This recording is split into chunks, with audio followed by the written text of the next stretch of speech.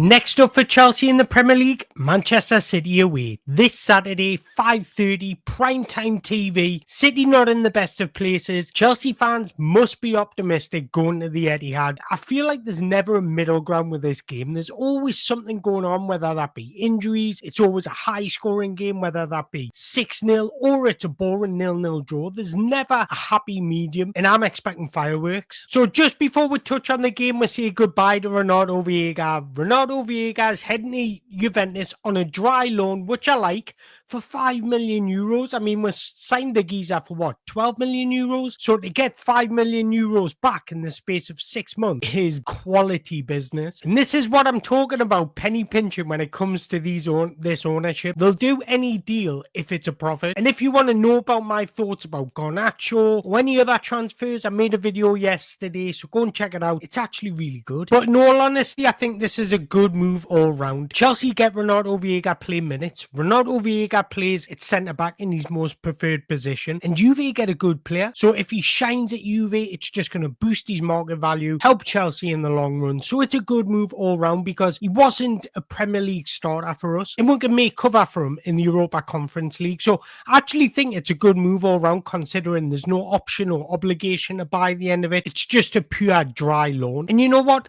I kind of feel sorry for Renato Vieira because when we're screaming for a centre-back, he hasn't had a look in. But I think if it had been Levi Colwill getting injured instead of Wesley Fofana, so I'm talking about the left centre-back instead of the right centre-back, Renato Vieira probably would have got an opportunity. But it just so happens to be the other way around. And don't feel comfortable with him being on the right side. And that's me being perfectly honest. So I understand the loan. I get it. It gets him playing football like he wants to. And good luck to the lad. I hope he goes and absolutely smashes it because he's a likeable character. So getting back to the game, Chelsea travel to Manchester City in what will be a fascinating game. 4th against 5th, a win for Man City puts them above Chelsea. So there's a lot riding on this game. And if I remember rightly, the last time Chelsea won at the Etihad was in 2021, just before we beat them in the final of the Champions League. So we have shown in the past that we can't beat Manchester City. Manchester City are not in a good place, being battered from pillar to post by team after team after team. And the squad had a 2-0 lead against PSG last night.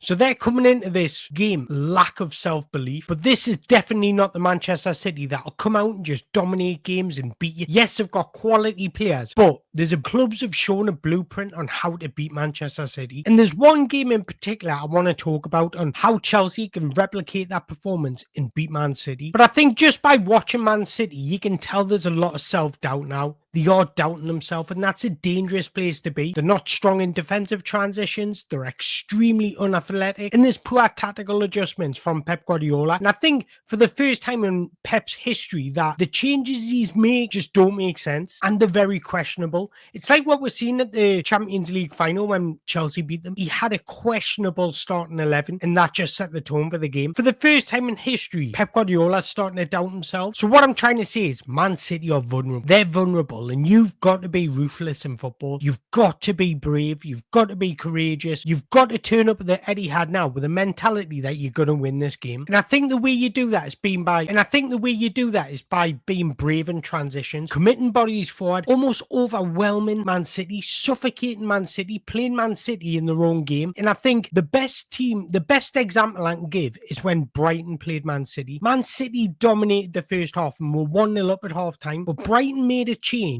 in that half time, and it completely changed the course of the game. Brighton went on to win 2-1. For that game, Brighton left Belieber on the bench and they started in the centre midfield with Yasser Yari and Hazelwood. And I think Man City just got a lot of success because Man City, ideally in possession, they want to revert to a 3-2-4-1. Chelsea do something similar, and that box shape is so important to them because it creates overloads and it allows their players to receive the ball on the half turn, be dynamic and quick in transition. That's what they want to do. However, this is causing Man City a lot of problems because after a turnover in possession or the attacks just fizzled out, Man City don't want to defend in a 3. They do not want to defend in a back 3. They want to revert to a back 4, but they haven't got the athleticism, the organisation to do so. And this is where Belieber stepped in. Belieber came on at half time and he completely changed the course of the game because he was receiving the ball, he was being press resistant from deep, and he was covering every blade of grass, being athletic, getting around the pitch, anticipating Manchester City's plays, and they just couldn't find that space to play in. And it goes to show in Baleba's statistics, he finished the game with the most successful ground duels won. He was dominating that game and he received man of the match, and rightly so, because he came on, changed the course of the game because he was brave in transitions, he was athletic, he was getting around the pitch, he was anticipating Man City's attacks. And I kind of feel like Caicedo needs to play this role. So Baleba brought a lot more aggression, tenacity, and covered a large amount of the ground off the ball, but what they did brilliantly in possession is exploited Man City's vulnerabilities. PSG done this last night as well, and the way you do this is by attacking and getting behind the fullbacks. Now there's a couple of ways you do this, is by spreading your wingers high and wide, which Enzo Maresca does already, so I think that's a dangerous area